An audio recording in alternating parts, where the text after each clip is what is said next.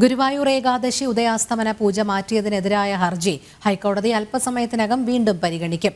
അഷ്ടമംഗല ദേവപ്രശ്നത്തിൽ ഉത്സവ പൂജാരീതി യഥാവിധി തുടരണമെന്ന് കണ്ടിരുന്നുവെന്നാണ് ഹർജിക്കാർ കഴിഞ്ഞ ദിവസം ഹൈക്കോടതിയെ അറിയിച്ചത്. ഏകാദശി ഉദയാസ്തമന പൂജ മാറ്റിയത് ആചാര ലംഘനമാണെന്ന് ചൂണ്ടിക്കാട്ടി തന്ത്രി കുടുംബാംഗങ്ങളാണ് ഹൈക്കോടതിയെ സമീപിച്ചത്.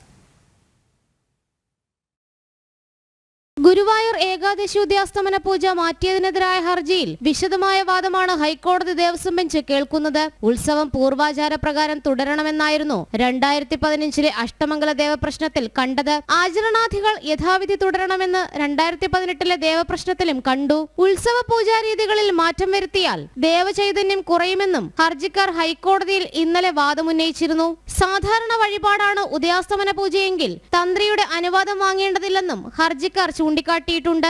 ഏകാദശി ഉദയാസ്തമന പൂജ മാറ്റിയത് ആചാരലംഘനമാണെന്ന് ചൂണ്ടിക്കാട്ടി തന്ത്രി കുടുംബാംഗങ്ങളാണ് ഹൈക്കോടതിയെ സമീപിച്ചത്. അതേസമയം ഏകാദശി ഉദയാസ്തമന പൂജ മാറ്റിയത് തിരക്ക് കണക്കിലെടുത്തും ശ്രീകോവിൽ അടച്ചിടാതെ ദർശനം സുഗമമാക്കാൻ വേണ്ടിയാണെന്നുമാണ് ഗുരുവായൂർ ദേവസ്വത്തിന്റെ നിലപാട്. ഉദയാസ്തമന പൂജ വഴിപാട് മാത്രമാണെന്നും ആചാരമല്ലെന്നും തന്ത്രി അഭിപ്രായപ്പെട്ടിരുന്നുവെന്നും ചൂണ്ടിക്കാട്ടി ദേവസ്വം സത്യവാങ്മൂലവും സമർപ്പിച്ചിട്ടുണ്ട്. ജനം, കൊച്ചി.